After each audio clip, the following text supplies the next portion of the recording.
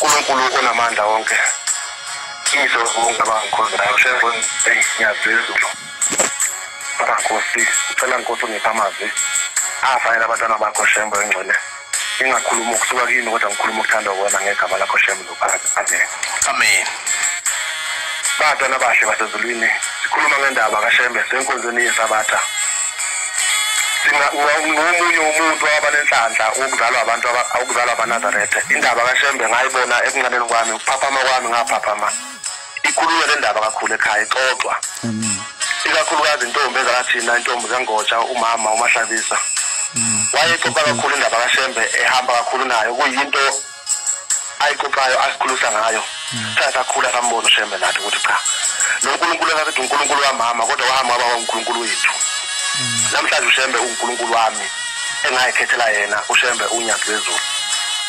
sikhula ke indaba kaShembe sizabe beyixoxa bethi thina siyimsebenzi kaShembe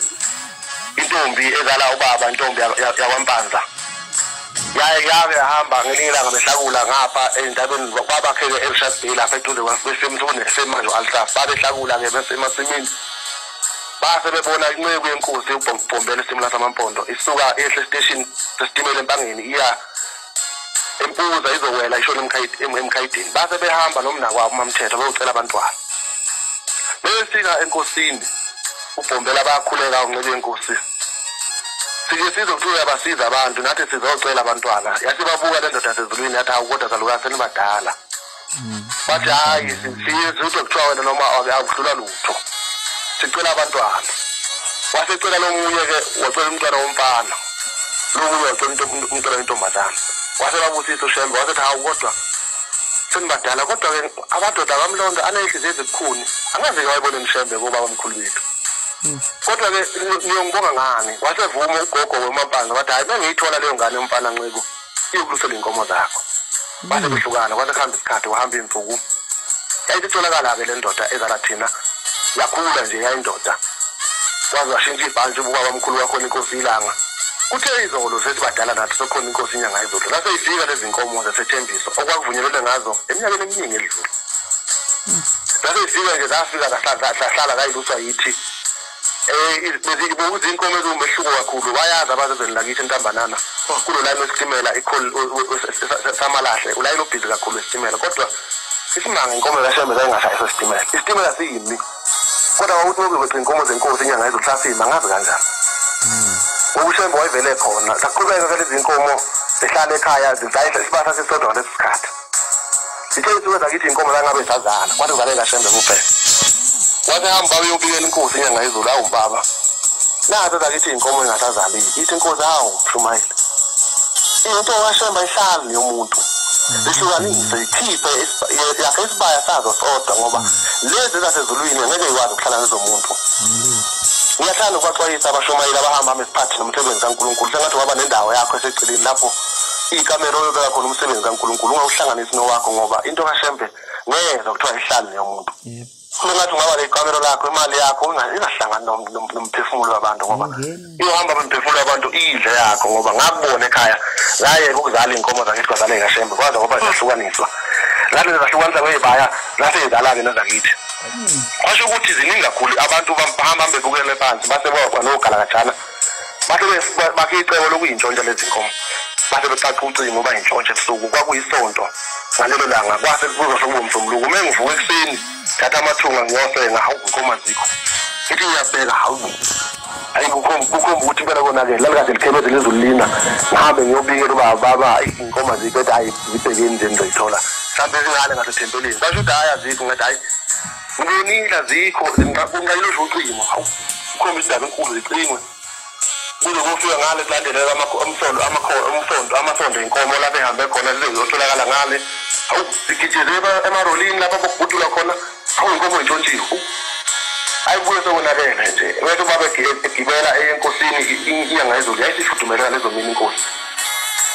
mesika enkosini ithumele inkosazana DSTV iyobikela ubaba inkosi inyanga izulu ukuthi inkomo zikababa ihambile ethuba basenzwile uthi ubaba ngaka ngathi uzindezindela uthi ngaphinde ngathumela hawu ngane hamba nkosazana umtshela ubaba ukuthi ngithe bayithathe zonke lapho labuyizi lathi sengizwile hamba ngishumayela sizothola lenkomo wabuya kanjalo kubaba uma mina ngifika ngiqhubeka la ngafika lethi ngalola ngesikoleni khona ngihlala naye edeskini yangakithi ngicela ungayisho isibongo ngoba sesikhonza nayo ithi awafika lethi namhlanje ngithi hayi lahleke inkomo lapha ekhaya kade siyibheka siyithola ithi awu ngizokutshela kusasa uma irole kamalume lingekho kuwumalume entshonjile ngiyengabeva bekhuluma ngento enjalo kodwa bengazi basho bayenze kanje hayi ngicabanga ukuthi lo bani uyadlala kudlule nje izinsuku ebuye babantambama suke sishone kuye siyobuza hawu uhambe kanjani ethi hayi sithe inkosi izobuya inkomo kuphela nje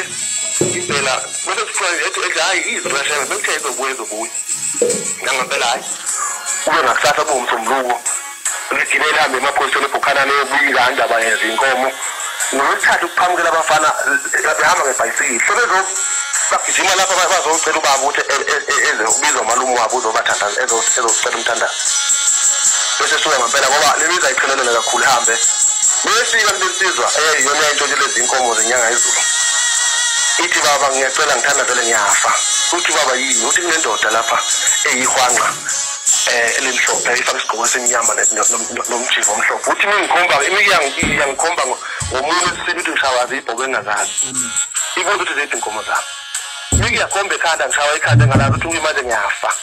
ngiyacela ngithandazele ethi baba ngaphambi ngithandazele ziqala lezo nkomo ethi zitshontsho yithi impela inkomo zakho babazi ukuthi ikababe inkomo zitshontsho yithi inkomo zakho zisefrayhead ngokuhambisa sahambe siye khona ngokutshengisa uthi ngeke ngisathanda uzuphilile ngoba uzushilo ngeke ngisathanda uzuphilile nalo phela yaphila leyo nsizwa ngaleso sikhathi ngoba iye ngeke ifuna inkomo zayo kule ndoda zahamba inkomo zayo tholakala eFriday ngisheshisa indaba esikhathi esifishane besifika beyefika eFriday ibhulo ebabedayisela lezi inkomo lali vame kuyihlaba lezi zama eziye emadeleni kodwa lathi melibona lezi zinqobu yenkosi ubhombele isimela samampondo layibheka layithanda lathi hayi lezi ngiyayifuya la ngayihlaba lezi uma efika lo baba nomzana zalathina eza ehamba bezoyikhomba lezi inkomo bezoyi-identifya ngolimi lwesilungu inkomo zenza isimanga bathi besakhuluma nebhunu lalona ngambona nje lo zemjwayele ngafundela kuye labona ibhunu ukuthi hayi cha ezakhe ngempela lezi inkomo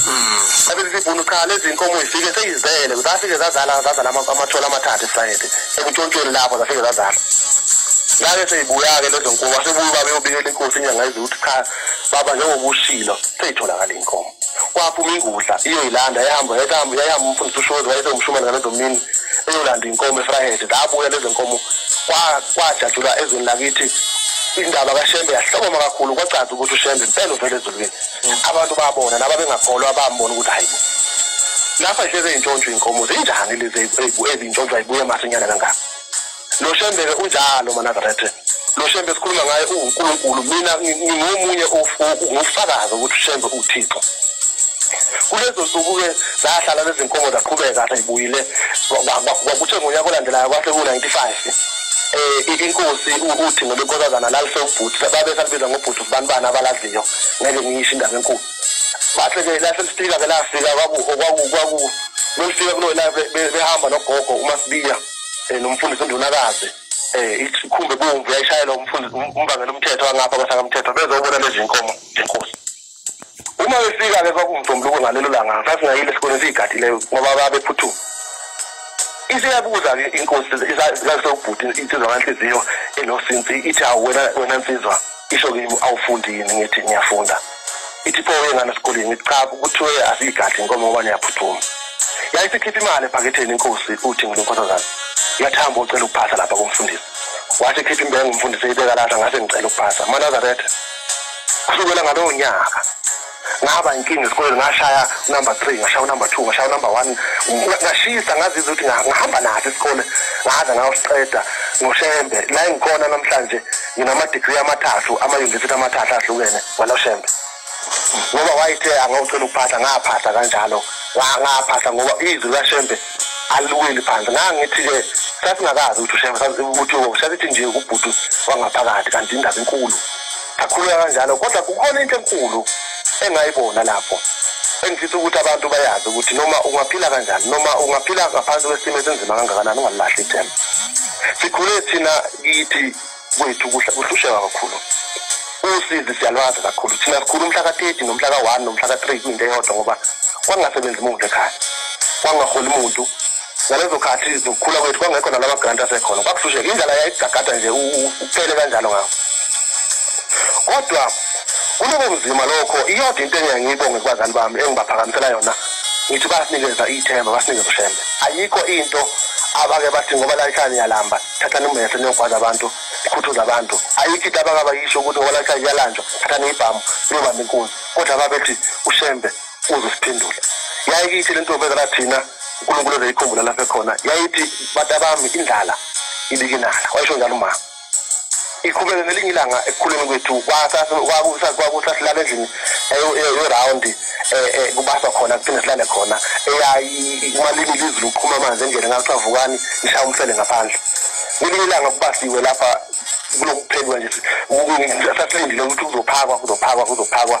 lokhu ngibona umama lokho nje evula ibhodi hlaka amanzi silindile kwaze salala mengivuke senawo mama kanti ukudla okuphekile kuphi bathawa batabami bekungekho ukudla kodwa bengifuna nethemba lokuthi ngizophaka ubonile ukuthi mina ngitshela ukuthi ukudla akukho ngizokhala kodwa ngibe ngilokhu ngifaka amanzi ebhodweni bengizolethi nje ngifike lobuthongo ngizumeke nilale ngithi ngizophaka savuka ngabo iyodwa into engayikhumbula ngathi ithemba liyaphilisa kunamandla ngifisa ukutshela umuntu noma ngabe ukusiphi isimo sokuhlupheka ukuthi lo shembe sikhuluma ngayo unyazi lezo ulithemba lethu asinale linye ithemba kumele umethembe ushembe ngesikhathi sonke ngenhliziyo yakho yonke ngoba ushembe uyo yonke into kubantu bonke ngekhathi zonke nakuwe ohluphekayo namhlanje yiza kushembe ebuhleni ukungena kwakho nje ebuhleni kufike kuphela ukuthi ukuhlupheka ngoba ushembe uyaphilisa futhi ushembe uyabasiza bonke abantu akabakhethi abantu akakhethi balala muntu ushembe sakhubeka lezi zinsuku indlala ibhokile ekhaya kunzima kunjalo ngelinye ngathi ihamba lentombi ekala thina iye enkosini inyanga eziliyocela ukuguga ngoba wayengaholi impesheni ithi inkosi hawu yini lecelayo ithi ngicela ukuguga baba ngifuna ukuhola impesheni manje ukwazi ukondla abantwana uthi ushembe inyanga ezolo inkosi ibusile uthi ke yayisegibisile ngalezo mini uthi wathi mebuya lalahleka ibhasi lakhe kwamphoqa ukuthi uyoshayela ishibhasi elathi melibuya labuya lineminyaka likhule lino 15 years more esemdala ngo15 years okwakuphoqa ukuthi uyoshaya impesheni wayesequalify impesheni wangemdala kakhulu ma kodwa ngoba wayesecela ukuguga kushembe wathatha ibhasi wamenikeza elisha owathi meyo impeshenini yaqualify impesheni fakwazi ukuthi kubekhona into esiyitholayo ngohola impesheni sikwazi ukukhula sakhula kanjalo ngethemba likaShembe nawe eNazareth methemba uShembe uyaqhubeka lempilo ngase ngimazi uShembe ukuthi lo Shembe othandaza lapha ekhaya uShembe futhi lo Shembe othandaza lapha ekhaya uyaphilisa sakhula kanjalo nesifuthi sengangisinike zenkosi uthi ngolonkosazana lusebhuthi ngakahlala nje esihlalweni lokuthi ngiphase yakhona lento kimi baba majola nomsakazo wonke olalele uzi lo mzansi lapho bonke abantu eSouth Africa ngizobanikeza isiqiniseko ngizobanikeza ithemba lokuthi uShembe ukhona uShembe uyaphilisa uShembe usekuhleni unyazi lezulu namhlanje lento esikhuluma ngayo sakhula siyibona kuthiwa sizwe ukuthi uShembe usokuthi ishosha namanje kusenjalo sakhula ukuthi uShembe uyabahambela abantu elaleni kwabo namanje kusenjalo yonke lento yake yenzeka ithi incwadi yeBhayibheli uMshumayeli 10 ithi kwabe kwenzeka kuyenzeka futhi okwaba khona kuyoba khona futhi namanje lento yayikhona emendulo ukuthi uShembe wayiphilisa abantu ngezwi namanje kusenjalo abantu abangabulawa usizi uShembe ekhona unyazi lezulu siyabamema sikabakhuphukele ebuhleni beyinkosini yamaNazaretha beyoyibika futhi lana umathempeli wonke lapha akhona uShembe usuke khona leli bandla lamaNazaretha enye into sikile ihlukene kwamanye amabandla thina sikhulu sithanda uNkulunkulu okuzwa manje hayi lokuthiwa uyakuze futhi uphendula manje kuzile uShembe sekuzwile beke yathi izinkosi sibusise kusuke sekuphelele ngoba lento esukuyicela uyayithola ngaleso sikhathi Lakuqhubeka lezi zinsuku nami ngase ngimbone uShembe ukuthi hayi ukhona uShembe ngangena batwana benkosi mina sikhule kususheka kithi ngoba ngeke ngixoxela ngosizi lwakithi kodwa ngeke ukholwe ukuthi ngakwazi ukungena euniversity ngaphandle kokukhokha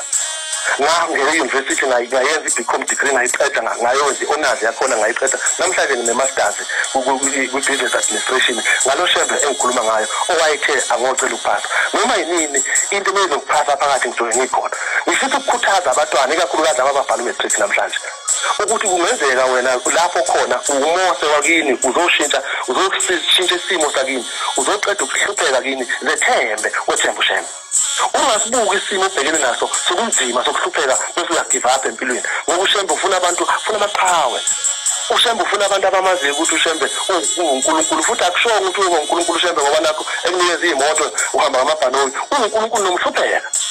kufuna no exercise wakho umazi uShembe ukuthi ukhona. Ngike ngayibona indaba enkulu ngila inkosi yayifike lapha ethempelini lawo lapha eGauteng wathi mefika nje inkosi wafika kwakhona umuntu usithi wangathi uyagula ekhanda wangathi uyahlanya wayibanjiwe ekhala memeza yaphuma nje inkosi unyazi lezulu yavula nje isicapha yambheka isho ngolutho yathi mimbheka nje yasishaya isicapha kuyela ngaphakathi. Sikhuluma ngoShembe njalo. Sikhuluma ngoShembe uthi umbheka kuphele ukuhlupheka kuwe. Sikhuluma ngoShembe uthi umbike kuye uyithola into ebikayo. Sikhuluma ngoShembe ophilisayo bantwana benkosi ningabe ningahlupheki uShembe ekhona. Kuvukelani niyehleni bamaNazaretha uShembe khona. Futhi wonke amathempeli onyazi lezulu anoNkulunkulu la isikhona maNazaretha lapha eGauteng kunazo zonke izizwe zabantu ezikhuluma lonke ulimi. Kuke kufika umuntu ezobika embengeni ekhuluma isisuthu ungaze umuntu uthini. Ethi maqeda ngithi inkosi busi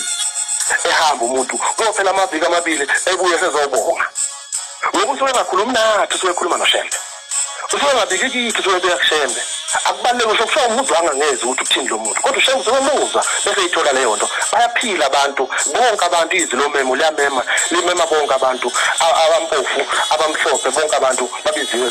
eNazaretha ekuseni bokuphakama bonke abantu uShembe yababiza. Ngiyabamema ngabantu nathi ngithi uzani banazarethe uma sebefika abantu saphathe kahle abantu baShembe sibahloniphe. Nami ngiyayicelela ukuthi lapha engikhona uNkulunkulu engiphe inhliziyo engipha amandla ukuqhuba lo msebenzi kaShembe ongelula kodwa muthi uye uShembe ungazenzeli wakho wenza yena. Ngiyangicela ukuthi ingilozi kaShembe ibe kanye nami ngazo zonke izikhathi ukuze izinto zonke zihambe nokuhlupheka kubantu kuphele nakithi sibonakala ukuthi siyakholwa nokwenza kwethu singamanazaretha kukwenza okuthandekayo emehlweni kaShembe. Singaliphoqi igama kaShembe ngoba thina sifana nabantu abangama-agent kaShembe sidayisa uShembe. Uma umuntu ebona iNazaretha uthi ubona uShembe. Uma umuntu ebona iNazaretha lezinto engenziwa kuleli bandla akasasho ukuthi hawu ngibona indoda yakwaSibanibani ibhema ugwayi uthi hawu kanti uShembe uyabhema na hawu kanti uShembe uyaphuza na akasho uShembe usho wena ngoba yini ubone wenza into engenziwa kuleli bandla kumele uthande uShembe uze uyinikele kuShembe alifuneki ikholwa enamanye amathemba alifuneki ngiphathe yayo ngibona ikholwa eliphathe isibhamu. Ngiyibuza ukuthi lo muntu ufunani ngoba lo Shembe esikhuluma ngaye uwenza ukuthi mhlabe ezojojja inkomo kithi la zazi ke ifohle inkomo sivuke siyiqoqe sibize esibayeni kodwa mhlabe kakhumuzi wakithi ngeyibhamu la bayikhipha inkomo sangezwa sonke uShembe wasilalisa ukuthi mfana ukuvuka ithi le ndoda uma isiyibukile inkomo isichaza uthi ithi kunehlahla somsafana phakathi nedwele uthi ngangigibelele isihlahla uthi ngangigadile uthi ngangazi ukuthi izindlu zala ezalo baba zintathu ngoba bezoganga bayazi research uthi ngangazi ukuthi kunelendlu kama omncane kunendlu kama mdala kunendlu kama uphakathi futhi ningaphumanga lezi zindlu mhlawumbe uyophuma kuleya uthi ngangiphethe isibhamu esikhulu ngithi uphuma qala ngilahla phansi kodwa kuphuma ngamuntu bayithatha inkomo bahamba nazaza abuya ngoShembe. Nawe mnazaretha methemba uShembe noma abantu bengakusahlangana kodwa uShembe ulithemba lethu ngayikhathi zonke. Ngiyacela ukuthi uNkulunkulu esiphe indlebe uthi umfundisi uGcwense bephethe inkonzo ngithi abathe ehleni uthi uNkulunkulu kuyenzeke kuphi indlebe kodwa engakuphi indlebe zokuzwa izwi lenkosi. Nami ngiyacela ukuthi uShembe siphe izindlebe zokuzwa izwi lonyazi lezulu. uShembe ebengekanye nathi ngayikhathi zonke kubantu bonke. Ngicela abantwana ababhala umatric namhlanje ngiyabacela kuShembe unyazi lwezulu uShembe oyingcwele ebaphe ingqondo ezikhaliphileyo befunde bephase beyinikele beyimisele bazi ukuthi ukufunda kwabo bazoshintsha isimo sakubo namhlanje ngokufunda kwabo ngokuphumela kwabo lophela usizi ngithi lwaphela usizi. Ngiyakhumbula ngiqala ukusebenza ngikhumbula ngiqala ngayithenga impuphu 50 kg ngangiqala ukuyibona imile kwethu leyo mpuphu sokusebenza mina. Uma umuntu uboba nezinto laba abafundile boba nama-target ukuthi ngitargete ini ngathi mase ngifunda mase ngisebenza mina kithi ngeke ibe khona indlu yodaba namanje angiyifunda ukuthi iyakhiwe ngoba ngakhula iqhuma amanzi ngenhla kuthiwa vukani nishayumsele ngase ngifunga ngathi Shembe ngicela mhla ngakhula ngasebenza ungenze ingakhiwe indlu yodaba kithi namanje ayikho ngalo Shembe engikhuluma ngayo nolwakini usizi oluqeda uShembe waliqeda lwakithi. Ngiyabonga abantwana benkosi ngiyabonga amaNazaretha amahle sengathi uShembe oyingcwele engaba nathi ngayikhathi zonke nawe lapho khona umthando uShembe umethembe uze uzoyibika kuShembe uShembe amaphilisa abantu uphilisa bonke abantu ngayikhathi zonke namhlanje ngikhuluma ngoShembe nje ngikhuluma ngoShembe ngambona kimi ngikhuluma ngoShembe mina engathi ngihamba ngiyocela sengobonga umsebenzi ngathi ngisebenza kwenye ifemu noma ngabe ngisho ngegama kodwa uShembe wangenza ngawuthola umsebenzi kwaSportnet ake ngikusho lokho ngawuthola kwaSportnet umsebenzi ngaze ngihamba ngiyobonga inkosini uThixo lokho ngaku 2003 ngiyobonga umsebenzi egilisile baba ngiyabonga umsebenzi ongiphe wona ithi inkosi thani ucela umsebenzi ongapheli ngase ngisho emva kwenkosi ngicela umsebenzi ongapheli bekukhuphulele imali ngaphinde ngasho ngathi bekukhuphulele imali yathi inkosi kubusisa ayikwaba njalo amaNazaretha manje ngihleli kulo msebenzi ngeminyaka nyane phela ngithi siza lapha ko17 ngihleli kahlaleka ngaloShembe wathi angihlale ngicela umsebenzi ongapheli nakuwe umethemba uShembe ngoba izwi loShembe unyazi lezulu yileli izwi lalikhona liwuthingo lenkosazana yileli izwi lalikhona liyinyanga yezulu yileli izwi lalikhona liyinkosi ilanga lamalanga yileli izwi lalikhona liwubhombela loShembe wayekhona emandulo usekhona namanje sekuhleni bamaNazaretha siyayimema zonke izizwe ngithi wozani libasiwe izwi wona sezulwini liyaphilisa uShembe ukhona uyabaphilisa abantu ulindele zonke izizwe ukholwayo ungakholwa uliNazaretha ongelona iNazaretha ngiyangitshela abantu ngithi ungamgxeki uShembe uma ungamboni uthule ulinde nje sikhulume ngaye futhi mesithi uNkulunkulu ungaphatheki kabi ngoba sisho ngomsebenzi siyibonile mina ngaze ngibone umuntu opha abantu izinto ngezwi beyithole angaze ngibone umuntu uthi mase kubusisile waphila engakuphoqa ukuthi uzokhola kuyena kodwa uyilandele wena ngoba bonke abantu abasekuhleni bamaNazaretha namhlanje inkumbi nezinkulungwane akekho awuShembe akazange emgwaqweni ethi wozani zosonta kube banikeze noma yini wozani zokhola kithi ufika ngezwi kumbe kusuka kwamkhulu wakho ethi hamba mfana yongikhwela ekuhleni bamaNazaretha kumbe uzofuyithanda lenkonzo isho njalo enye insizwa la ngihlala ngakhona egadayo ithi hayi uShembe ngiyamthanda ngifuna enhlanhla thanda uShembe ithi ngingibona ngigokile ngoba sizophuma nje sesabatheni uthi ngiyangibheke njalo malaka sawubhinqa kuyabhinqa uma kuyisabatha ngoba ungibhinqile esabatheni ngashumayela abantu bekubeka bebona ukuphila mase bebona ukuphila kuwe mhlawumbe usenze umkhuba bathina abantu ngawe qaphela ukuhamba ngakho mnaZaretha engcwele ngiyabonga abatazana Nkosi ngiyabonga amaNazaretha ngicela ukuthandaza ngibonge izwi lenkosi uNkulunkulu namandla wonke Shembe engcwele ngiyabonga Nkosi amazwi ongiphe wona ngicela Nkosi bekuphila namazwi kubatwana bakho uqede Nkosi ukudinga nokuswela kubo ubaphilisa Nkosi ubenze Nkosi bebele ubaphi indlebe zokuzwa Nkosi izwi lakho nami Nkosi ungikhulise ezwini lakho ngegama lakho Shembe ngiyabulisa phakathi amen amen baba Shumeli wenkosi nami usungiphi inkonzo engibuyisela ethembeni ngiyabonga kakhulu ngiyethemba futhi namaNazaretha nabangakayimbathi lengubo emhlophe lenkonzo lamazwi uShembe akuphe wona abaphilisile amen baba Mshumeli ngiyabonga kakhulu sithemba ukuthi ke sizodlulisa nje futhi amavikana ambalwa siphinde sichuma umunye wabashumeli enayo khona lapho ngosizo lwakho amen baba siyajabulela lokho ngoba siyalithola izwi lomzansi lapha sidawunload ama-app ngoba bonke abantu balapha eGoli banama-app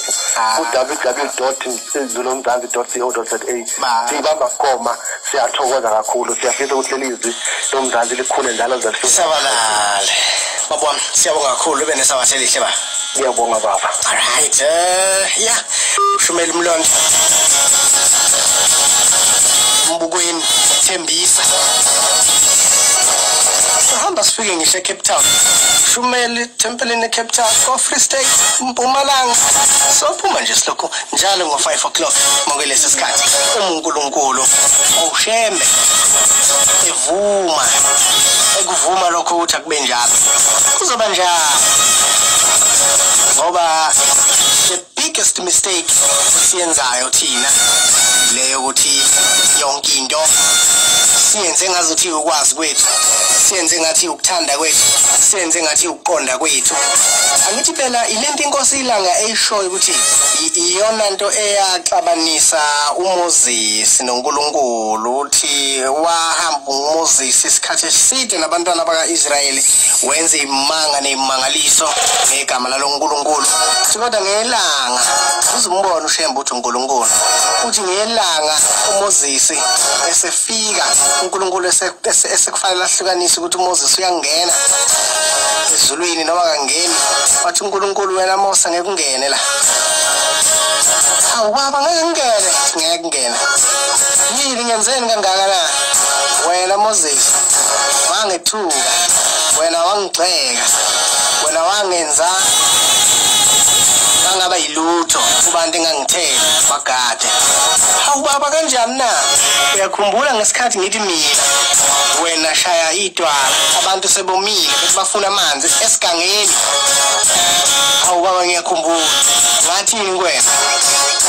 Baba wathi ngiphakamise ubhoko lo lengiliphethe